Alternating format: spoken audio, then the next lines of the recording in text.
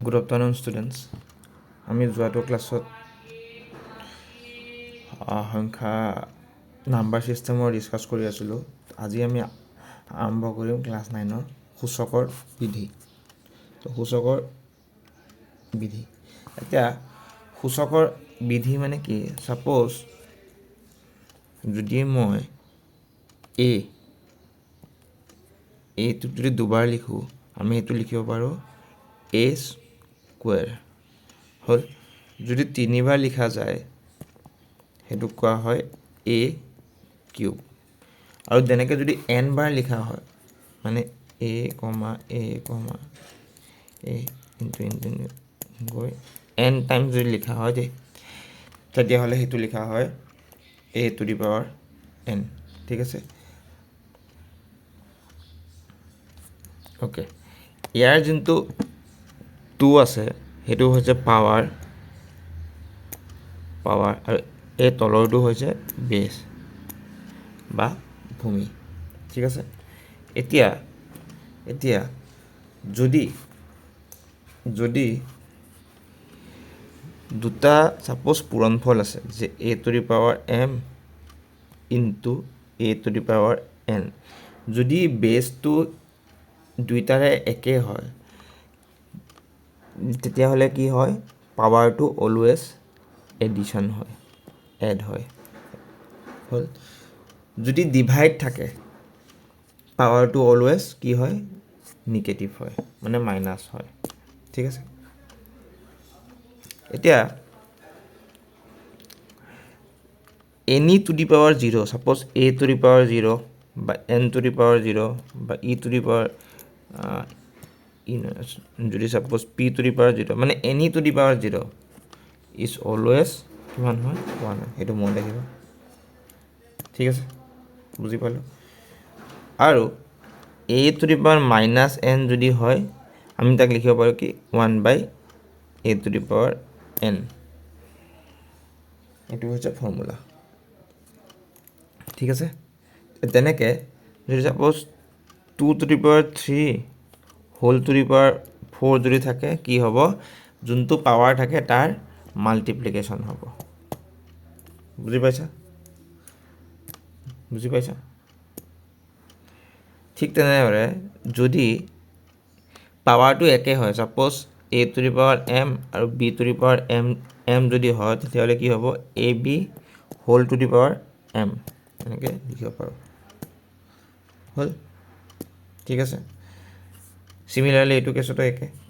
তাৰপিছত a by b whole to the power যদি m লিখোঁ তেতিয়াহ'লে কি হয়? পাৱাৰটো দুইটাৰ কাৰণে হৈ যাব, মানে কি a to the power m হ'ব আৰু b টু দি পাৱাৰো m হ'ব।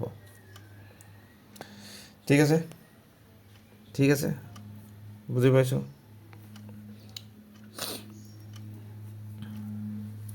এইবোৰ প্ৰেক্টিছ কৰিলে মই তোমালোকক দেখাই দিম যেতিয়া আমি মানে এক্সাম্পল কৰিম। অ'কে, এতিয়া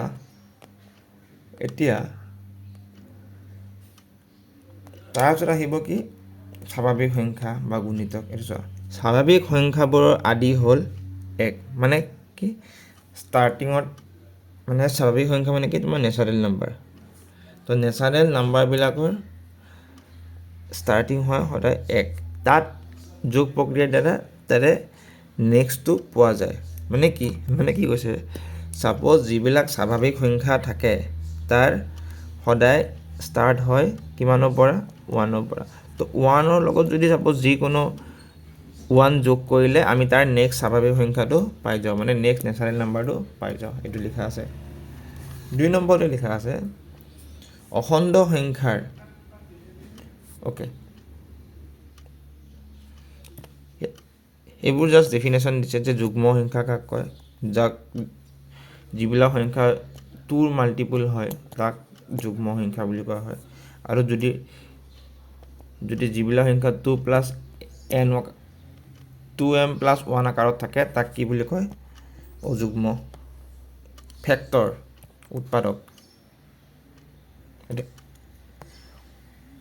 উৎপাদক মানে কি চোৱা, এটা অখণ্ড সংখ্যা দুটা বা তাতোধিক সংখ্যাৰ পূৰণফল হিচাপে প্ৰকাশ কৰিব পাৰি আৰু সিহঁতৰ মূল সংখ্যাৰ উৎপাদক বোলে মানে কেনেকুৱা ছাপ'জ মই তোমাক এটা এক্সাম্পল দেখাই দিছোঁ ছাপ'জ 6 আছে হা 6টোক আমি কি লিখিব পাৰোঁ 2 পূৰণ 3 বা ফাৰ্ষ্টতে লিখিব পাৰোঁ ছাপ'জ 1 into 6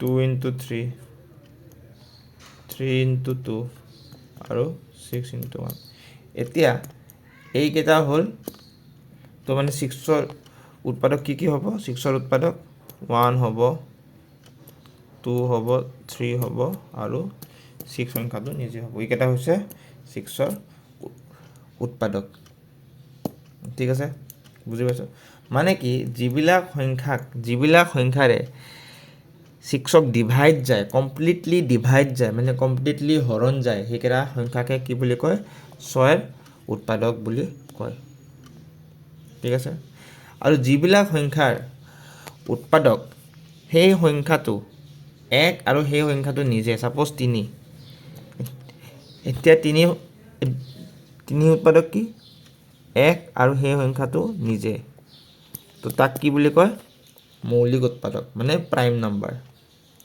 মৌলিক উৎপাদক বা মৌলিক সংখ্যা প্ৰাইম নাম্বাৰ যেনে 2 5 11 ঠিক আছে কিন্তু কিছুমান এনেকুৱা সংখ্যা আছে যে যিবিলাক সংখ্যাৰ অকল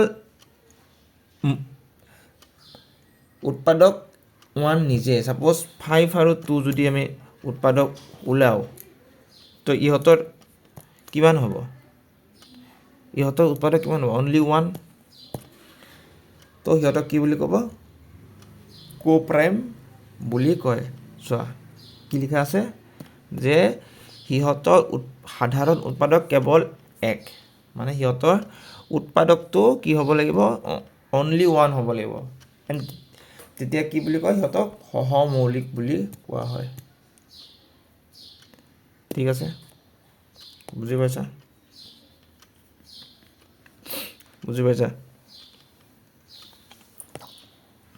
অ'কে তাৰপিছত চোৱা তাৰপিছত কি দিছে চোৱা দশমিক ভগ্নাংশৰ পৰা ভগ্নাংশ পি বাই কিউ আকৃতিত নিব লাগে মানে conversion of decimal fraction to P by Q form মানে কেনেকুৱা ছাপ'জ তোমাক দিয়া আছে কিমান 2.5 এইটোক আমি কিহত নিব লাগে পি বাই কিউ ফৰ্মত নিব লাগে পি বাই কিউ মানে কি ৰেচনেল নাম্বাৰ কৰিব লাগে এতিয়া তো ফাৰ্ষ্ট ষ্টেপটো কি হ'ব 2টো লিখিলা হা 2টো লিখিলা তাৰপিছত এটাৰ পিছত দশমিক আছে ন তো এইটো কিমান হ'ব 5/10 হ'ল এতিয়া আমি কি কৰিম এতিয়া আমি LCM ল'ম LCM ল'লে কিমান হ'ব 10 হ'ব হ'ল তাৰপিছত LCM ল'ম তো 2ৰে ইয়াৰ তলত একো নাই মানে 1 আছে তো 1ৰে যদি 10ক পূৰণ কৰা 10 তো 2ৰে 10ক পূৰণ কৰিব লাগিব ঠিক তেনেদৰে 5 তো কিমান হ'ল 25/10 এতিয়া এই বস্তুটো ইমান লম্বাকৈ নকৰি যদি 1 নম্বৰী থাকে বা যদি অনলি MCQ দিয়ে চোৱা 25টো লিখিলা কেইটাৰ পিছত দশমিক আছে চাই লোৱা ইয়াত কেইটাৰ পিছত দশমিক আছে এটাৰ পিছত দশমিক আছে মানে divided by always 10 this is the conversion ঠিক আছে বুজি পাইছা চিমিলাৰ হয় এইটো এতিয়া কথাটো হ'ল যে সেই কিছুমান কেনেকুৱা থাকে যে conversion of repeating decimal into P by Q form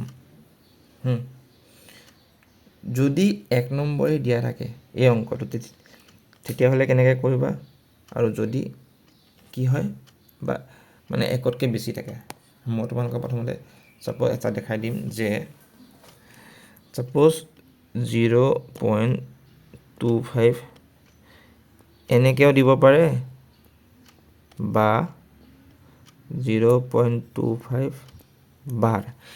এই যোন দুটা সংখ্যাৰ ওপৰত বাৰ থাকে মানে কি সেই দুটা সংখ্যা বাৰে বাৰে আহি থাকিব। মানে কেনেকুৱা হ'ব 0.25 বাৰ মানে কি জানানে 0.25 ঠিক আছে। তেতিয়াহ'লে আমি ধৰিম যে লেট x equal to 0.25 এনেকৈ ধৰিলোঁ। তাৰপিছত কি কৰিম দুইটা কি কৰিম মাল্টিপ্লাই মানে কি দুইফালে 100ৰে পূৰণ কৰি দিলোঁ 100ৰে পূৰণ কৰি দিলোঁ। তো কিমান হ'ল 100x। তাৰপিছত কি হ'ব ছাপ'জ এইটো ইকুৱেশ্যন নম্বৰ 1 বুলি দিলোঁ। এইটো যদি মাল্টিপ্লাই কৰোঁ 100ৰে কিমান হ'ব 25 ইনটু 25 এনেকৈ থাকিব। এনেকৈ মানে গৈ থাকিব। তাৰপিছত কি কৰিম যে 2ৰ পৰা যদি আমি 1টো মাইনাছ কৰোঁ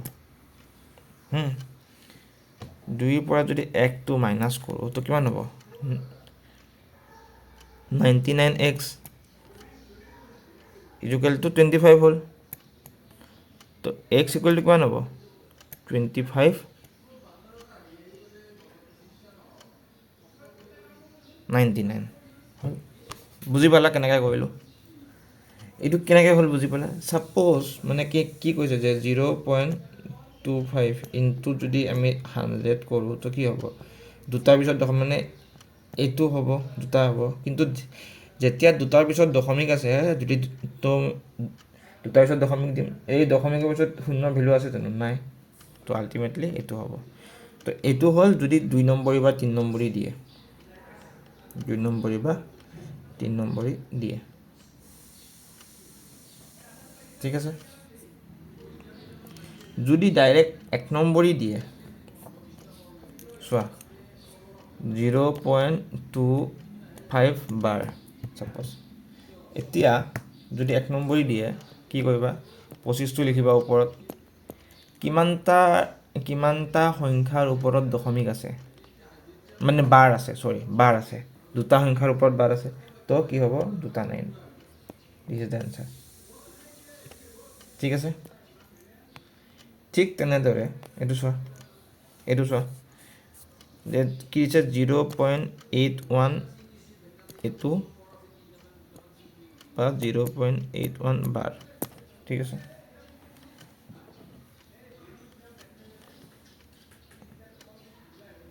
হ'ল। এতিয়া কথাটো হ'ল এনেকুৱা থাকিলে কি কৰিবা যে ছাপ'জ আমি এনেকৈ লিখি ল'লোঁ x ইকুৱেল টু 0.8 এটাতহে বাৰ আছে মানে এটা ৰিপিট হৈ থাকিব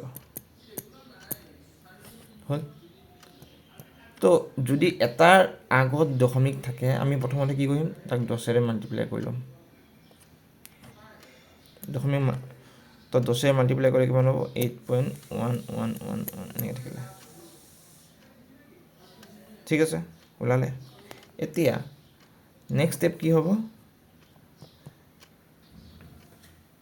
আকৌ 10ৰে মাল্টিপ্লাই কৰিম। তো 10ৰে মাল্টিপ্লাই কৰিলে কিমান হ'ব 100x হ'ল। তো এইটো কিমান হ'ব 81.1111 হ'ল। তাৰপিছত কি কৰিম ছাপ'জ এইটো 2 নম্বৰ এইটো 1 নম্বৰ। ফাৰ্ষ্ট ষ্টেপটো কি কৰিলোঁ 10ৰে মাল্টিপ্লাই কৰিলোঁ। 2 নম্বৰ ষ্টেপটো কি কৰিলোঁ 100ৰে মাল্টিপ্লাই কৰিলোঁ। কাৰ লগত মাল্টিপ্লাই কৰিম মনত ৰাখিবা সদায় যোনটো x বুলি ধৰোঁ সেইটোৰ লগত মাল্টিপ্লাই কৰিব লাগিব। তো আমি যদি 2 - 1 কৰোঁ কি হ'ব 100x minus 10x equal to 81.11 minus 8.11 এতিয়া 11খিনিতো মাইনাছ যাব গোটেইখিনি। তো সেইখিনি কিমান হয় 81/8. So it gives 90x is equal to 73. So x is equal to 73/90. যদি এনেকৈ 2 বা 3 নম্বৰ দিয়া থাকে তোমালোকে এনেকৈ কৰিবা ওকে বুজি পাইছা ওকে যদি 1 নম্বৰ দিয়া থাকে কেনেকৈ কৰিবা চাবা 0.81 বাৰ লিখি ললা যোনটোৰ ওপৰত বাৰ নাই হেতু মাইনাস কৰিবা হল আৰু কেইটা সংখ্যাৰ ওপৰত বাৰ আছে এটা সংখ্যাৰ ওপৰত এটা ন লিখিবা কেইটা সংখ্যাৰ ওপৰত বাৰ নাই এটা সংখ্যাৰ ওপৰত বাৰ নাই তো এটা 0 লিখিবা তো that is 73/90 this is the answer বুজি পালা ঠিক তেনেহ'লে এইটো তোমালোকে হোমৱৰ্ক কৰি কেনে মোক বুজি পাইছা নে নাই কৈ দিবা ঠিক আছে বুজি পাইছো তো আজিলৈ মানে আমি নেক্সট ক্লাছত আৰম্ভ কৰিম পাৰ্চেণ্টেজ আৰু ইণ্টাৰেষ্ট ঠিক আছে আজিলৈ এৰিছোঁ থেংক ইউ